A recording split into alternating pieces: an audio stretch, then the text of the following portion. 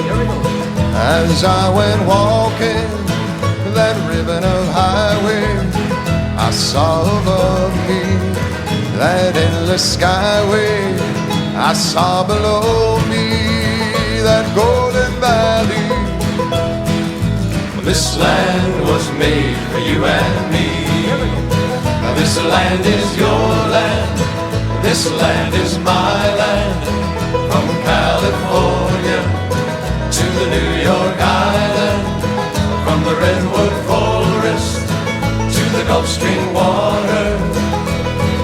Well, this land was made for you and me. That's the Brothers Four singing Woody Guthrie's "This Land Is Your Land." It's hard to overstate the importance of the Brothers Four in my life and career beginning in 1969, and how much the group has meant to McCoy's and my relationship after he joined in 2004. Dear partner, the winter before you became part of the Brothers Four was a challenging and uncertain time for me.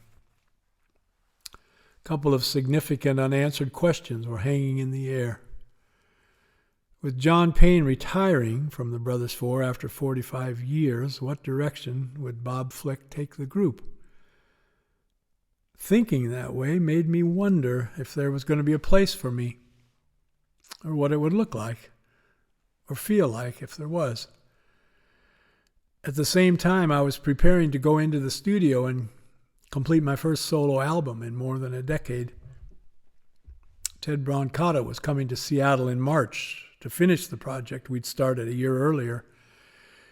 We were expanding our working relationship.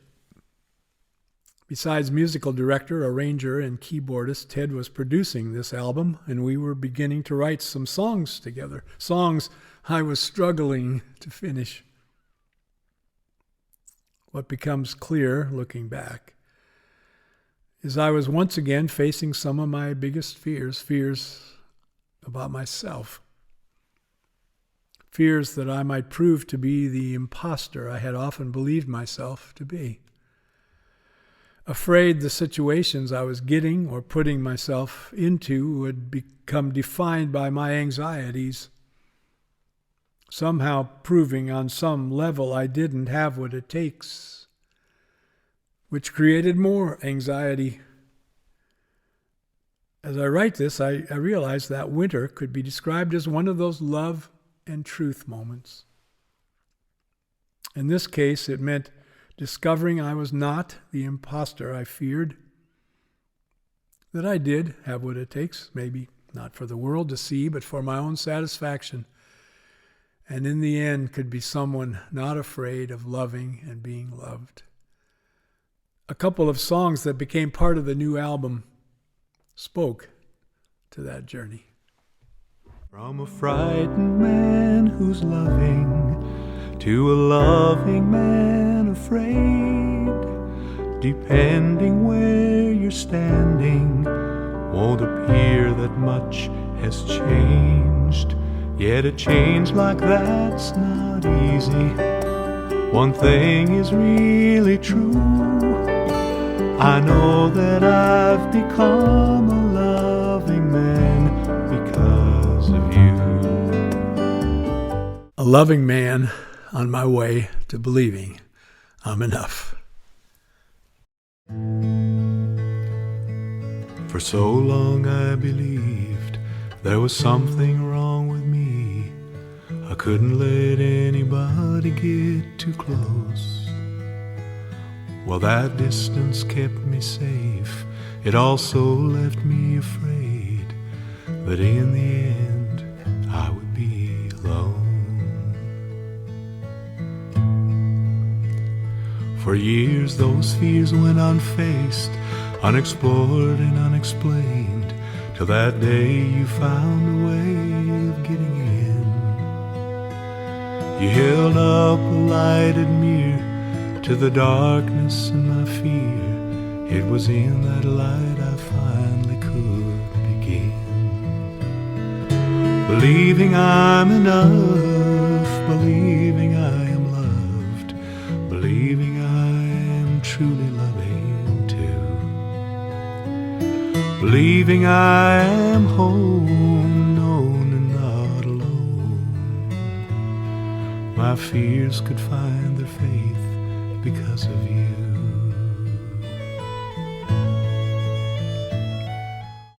Well, those songs were written for my wife, Pat. I believe the only way we can truly let someone love us and love someone is to first learn to love ourselves and somehow have faith we are lovable. How we do that can be one of life's great mysteries and miracles, often filled with contradictions because it's a journey we must make for ourselves but seldom make by ourselves. I'm grateful Pat was there and that you were there as well. A few days after the album was completed, Bob Flick and I met for lunch. He told me, besides John retiring, Terry was also leaving. We'd be adding 2 new guys. The news was surprising, even shocking. I sat there realizing that I not only had the gig, but now possibly even more ways to share thoughts about the group and the music we represent. I was thrilled. Bob and I agreed you'd be a great addition. He said he had someone in mind for the other spot. Bob's choice for the 4th guy was John Hilton, a retired airline pilot who had sung years earlier with the New Christy Minstrels. We started practicing in early June. We held what we called chord camps in addition to group rehearsals. You and I got together with John Paine, who showed you the way he'd been doing things for so many years. All of his old tricks. Watching you guys together was something special. You continued to work hard at home on your guitar playing. I did the same to master instrumental solos. The group became an amazing way for the 2 of us to be together. It soon became clear how much fun we all were having. The Brothers 4 had formed years earlier for that reason. Well, that reason and a chance to meet girls, but the new configuration was tapping into the original spirit of the group, and we could feel it. And by the time we did our first show in August, the audience could feel it too. When the show was over, it was clear from their applause and their comments they felt they had spent a most enjoyable evening with the real Brothers 4. The greatest compliment we could receive. Besides realizing how lucky we were to be able to do what we do, we were also reminded that night of how precious life can be. You got a call after sound check that Connie had been in a car accident. Someone had run a stop sign. Fortunately, there was enough time before the show to go see her, making sure she was all right. We sang again the next day on Blakely Island. I'll forever remember standing with you on the bow of the boat that was taking us back to Anacortes after the show. As the lights of the city came into view, it was like the world was welcoming us on some brand new adventure. It was starting to get dark. City lights were coming on. We were laughing out there with the wind and waves. It was like we could sense without a word being said. We were heading toward the best of good old days. A few weeks later, we were in Japan doing club dates. 2 shows a night for the better part of 2 weeks. By the time we got home, we were 4 voices singing as one. On that trip, I also had a chance to show you some of my favorite spots in Osaka, Fukuoka, and Nagoya. You went shopping for a black pearl, the one thing Connie asked you to bring home to her. A few weeks later, we started a nationwide tour of the U.S. with the Kingston Trio and Glenn Yarbrough. In the fall of 2004, the folk revival of the late 50s and early 60s was enjoying its own sort of revival. The year before, a very funny and successful mockumentary of folk music called A Mighty Wind had been released to rave reviews. A song from that show, A Kiss at the End of the Rainbow, was nominated for an Academy Award. And then there was the folk music special, This Land Is Your Land, that debuted nationwide on PBS around that same time. The show gets replayed to this day during Pledge Weeks at different local PBS stations. All of this touring complicated by the fact that you were still teaching full-time. Thanks to an understanding principal and a sub who could fill in for you for weeks at a time, you somehow pulled it off. The audiences loved the show. The songs and the spirit of the music awakening memories and giving voice to dreams of a time in people's lives before the ghosts of assassinations and Vietnam began to darken everything. Something somehow spiritual in that musical revival of a revival that also happened to be a whole lot of fun. The concerts would end with the three groups on stage together for one last song. I would stand between you and George Grove of the Kingston Trio. The house lights would come on, and everyone in the hall would begin to sing, This Land Is Your Land, and for a magical moment, we somehow were young again.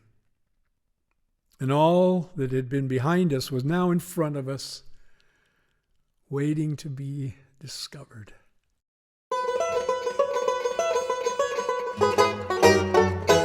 This land is your land, this land is my land.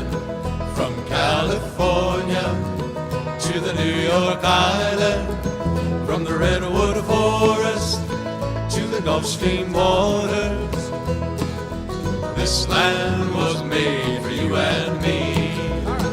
As I went walking that ribbon of highway, I saw above me that endless skyway. I saw below me that golden valley. This land was made for you and me. This land is your land, this land is my land. From California to the New York Island, from the redwood forest to the Gulf Stream water, this land was made for you and me. I've roamed and rambled and followed my footsteps to the sparkling sands of a her diamond deserts, and all around me a voice was sounding, singing, this land was made for you and me. This land is your land, this land is my land. From California to the New York Island, from the redwood forest to the Gulf Stream water, this land was made for you and me. And the sun was shining as I was strolling through the wheat fields waving and the dust clouds rolling. Now all around me a voice was sounding, this land was made for you and me. This land is your land, this land is my